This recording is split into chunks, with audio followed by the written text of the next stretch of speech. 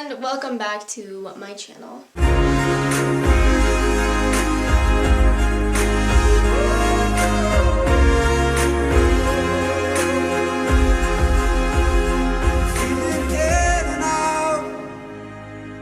So today I wanted to talk about a video that I've been wanting to do for a while, just about 2020, and it's a personal video.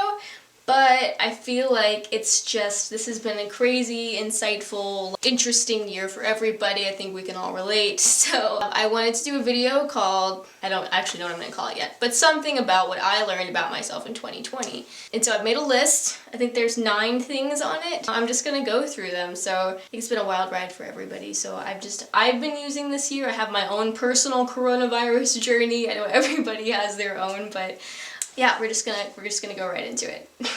The first thing is perception. Yeah, I want to talk about perception. You know, sometimes I think momentarily that my life is hard, but only because people imply that it is. This year has been crazy. It's had really good ups. It's also had some really down downs. And when I tell people about this year, of course I give them the lowdown, I give them the whole story because it's me and I can't ever shut up. But yeah, they hear it from start to finish. There's no short version of the story. They often say things like, I'm sorry, something that implies that it was bad.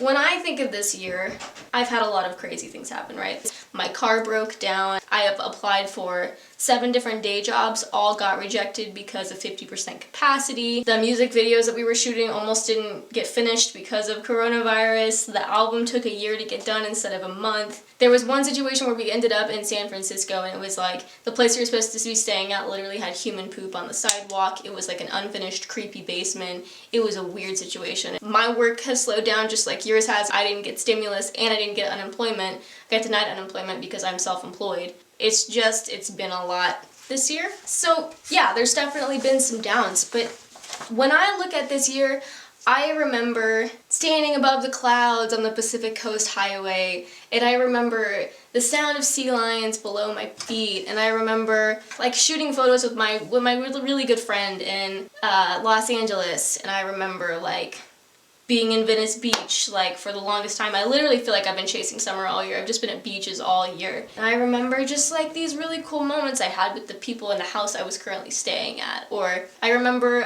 skinny dipping in our pools at Airbnbs we were staying at, and that kind of thing. That's what I remember about this year. And yeah, it's been a crazy, wild ride, but I like crazy rides. So when I think about this year, that's how I reflect on it. When other people hear about this year, they say things like, I'm sorry. They say it'll get better. Or my older sister, she was like, I want to cry for you. And I was like, why? I literally just said I had a great time. It's a weird situation. And so I think that's the power of perception, is that's the way they think about my life. And so therefore their perception is just, it's a whole other place. And I just thought, it's a really interesting observation, Eliza. We should talk about it for 10 minutes. Attention deficit / FOMO. So I think we all knew that I have an attention deficit, considering I have a list to keep me on track today. When I travel, I love traveling. Would love to do it for life, you know? I'm happy, but I'm not productive. Like, happiness is very productive, don't get me wrong, but productive in the sense of like, I do have things I like to get done every day, just like everybody else. And I hardly ever accomplish them, or it's very hard to when I do. Because when I'm going to a new place, I want to experience it, I want to see everything because it's different, it's new, and that's kind of my purpose for being there and doing what I'm doing, because that's the way I want to live my life, is experiencing it all. I don't know, it's like when I'm doing work and travel, but it's really just kind of being half present sometimes, I feel like. If I were to be a hermit and be in my hotel or my hostel or whatever I'm staying at and work while I'm in a new place and I never got to experience anything in that place, I would feel like I would feel bad about myself. Like I would feel like I didn't do my job while I was there. Like I feel like I'm there to see sights and live life, you know, but then I have my laptop with me too, and it's like this weird balancing thing. And so I think my fear of missing out is very, I don't know, it's just very obvious to me this year. Because, I mean, I noticed that as soon as we moved into this cabin. It's not exciting. That's what it is. It's not exciting, but I am productive. So, anyway. Yeah, I just learned about my fear of missing out and my attention deficit because I gotta be doing a million things at once. You know what I mean? The third thing is Yeah, I'm just gonna say, I don't feel like I've learned anything more or less about politics this year. I'm so not involved in any of it. I'm so glad I'm not after this year, because that's been the whole theme of the whole year, is just dividing. Entertainment has politics, sports have politics, countries have politics, I get it. But like, I was watching the rallies, or a bit of the rally, the Trump rally, and it was just weird. It was like everyone was there with their foam fingers and their like jersey things, and it was very like bizarre for me. So yeah, I honestly didn't really learn anything about that, so I don't know why that's on my list. 4 is the value of moments. People say that like one of the perks to journaling is increased memory, and that's probably because you literally have like a book of everything you did every day or whatever, or a reminder of it. And for me, I don't journal, but I think my thing is video and the value of those moments, because I was just doing it before I recorded this. I found an SD card and I put it in my camera and was just gonna see what's on it, and it was all of these just clips from earlier this year, like when Cam and I were in downtown Phoenix and it was apocalyptic. There was no one out, and we just walked around and explored and got these like weird little videos. Just like all of these really priceless things that I already had left my memory. It's like the moment I watch them, I'm like, wow, what a good life. It's like, wow, what a weird year, but like what an amazing life that I had, that I got to do this, you know. And then I have my camera and I'm watching it. Sometimes I cry. It's like a whole thing. But I really have learned a lot more about the value of moments this year and how precious a video is to me. And the fact that we can capture memories, like literally like in a memory card, like we can actually have parts of our lives that never go away, how precious those are. And then I really think that's why this year wasn't 100% bad, you know. It was because there's the ability to see past that and just like be in the moment and see those moments for what they are. 5 is being around inspiring people. So in this case, I'm probably just referring to like LA, but it's something I missed this year, and therefore I learned this about myself. But I enjoy being around people who are just doing way cooler things than I am, and kind of fulfill like a mentorship role in a way. Mostly just with our time living in our cabin out here, because we're really isolated. And it's fun and it has its own perks, but it's very isolated and we don't have any friends out here. I really miss being around extremely inspiring people. Like, I think it's important for you to not be the smartest person in the room you're in, or the most creative person in the room. I think it's really important to constantly have people who you can learn from and inspire you. Like, if you know more about what you're doing than everybody else in the room, you're probably not in the right room. I definitely learned that, and I miss that, and I kind of feel like I have to work a bit harder for that inspiration otherwise. Whereas like when I had roommates, or like maybe when I was just living a way more social lifestyle, when in Los Angeles or wherever I was living at the time, I was constantly inspired. There were new ideas everywhere. I was constantly learning from people, rather than just kind of going off of my pre-existing knowledge. Okay. Number 6 is my level of impulse. God, I hate it and I love it, because I think being impulsive makes me fun. I love my sense of impulse. I love how many like crazy experiences it's got me, because I don't think you become adventurous and spontaneous and have like a really extraordinary life like I want from weighing out the pros and cons every day and just being super cautious. I don't think you need to be super reckless, but I think that there's a balance, and impulse helps me get there sometimes.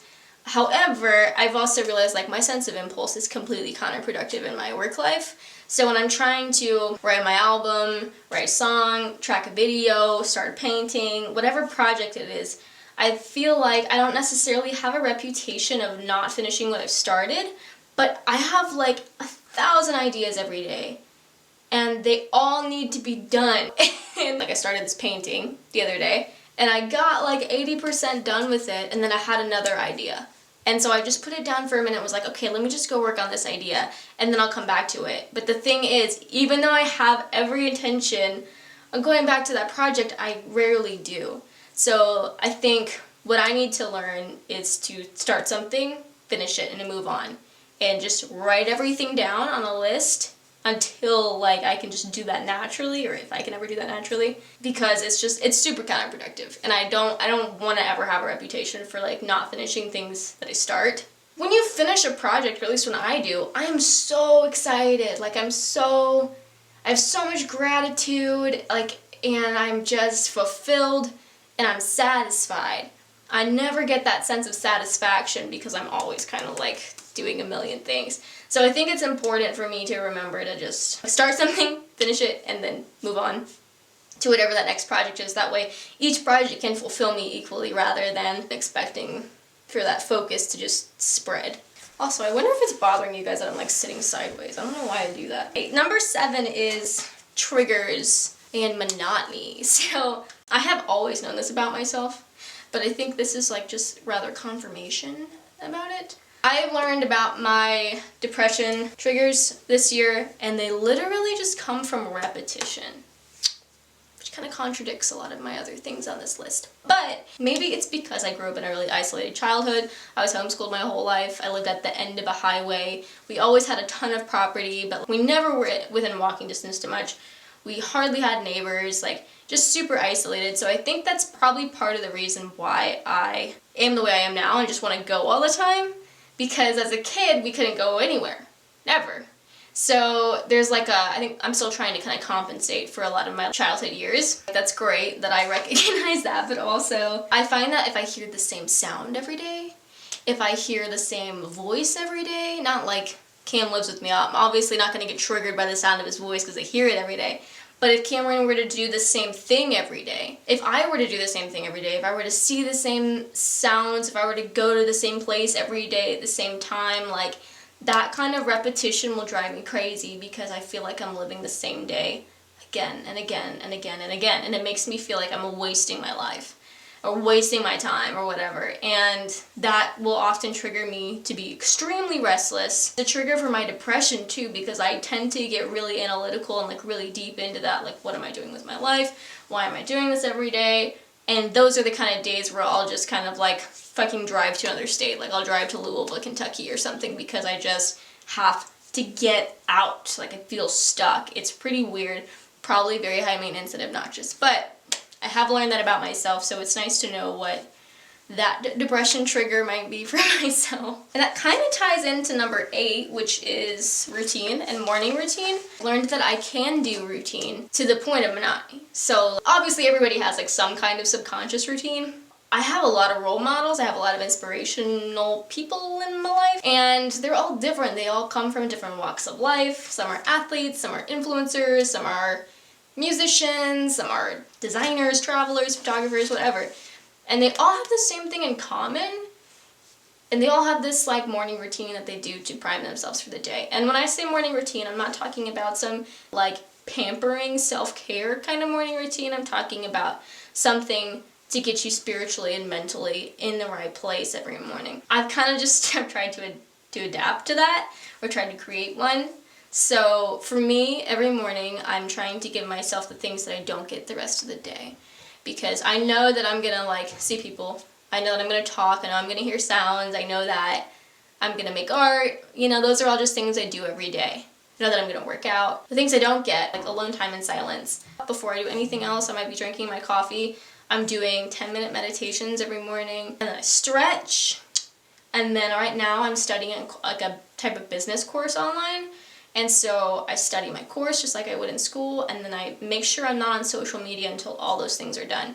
Because once I start on social media or on work for the day, I often don't stop because of the whole ideas thing I told you about before. So it's just best for me to get those things out of the way in the morning and feel that sense of success early on. To lead the day with that feeling of success is a very good way for me to prime my day.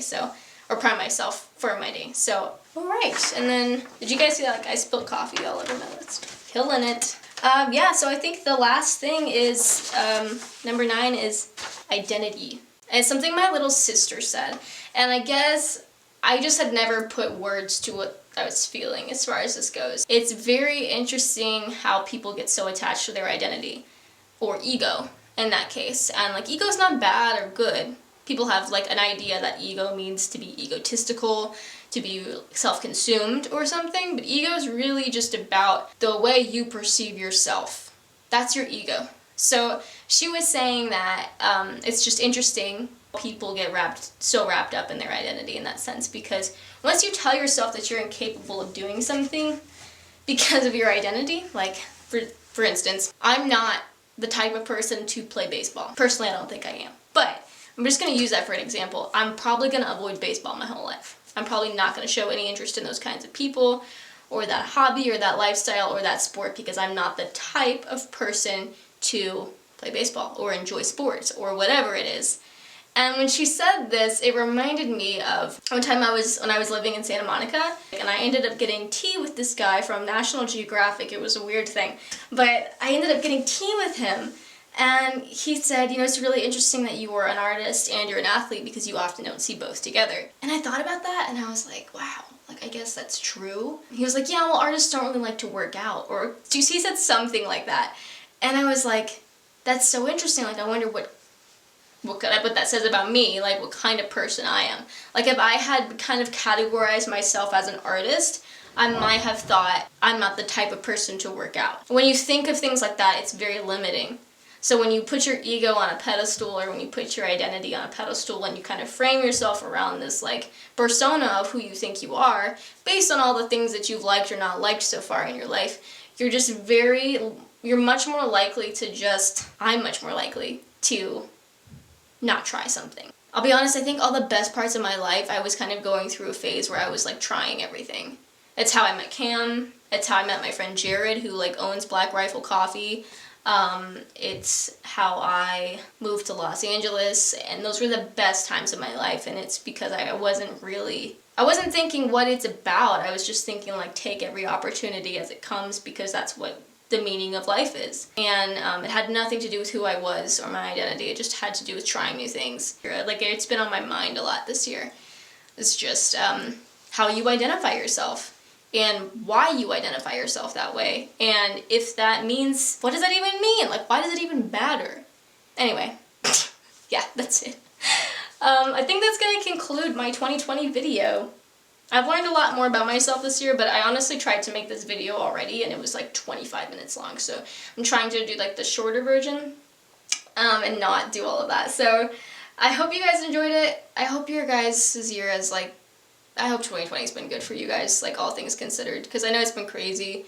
We had riots, we had protests here, we had curfews, we had outbreaks, people died. It's been rough, and it's been rough for everybody, so I hope that things are okay wherever you are. Yeah, please leave your comments in the comment section and let me know what you thought of this video, or if you'd like maybe more stream of conscience kind of videos. I do those a lot by myself anyway, so and yeah, I'm getting ready to do a 7 days of covers over my YouTube anniversary of 10 years at the beginning of December. So if you have any cover requests, now would be a good time to put them in the comment section. And yeah, I think that's gonna do it. So thank you guys so much for watching, and I'll see you on the next video.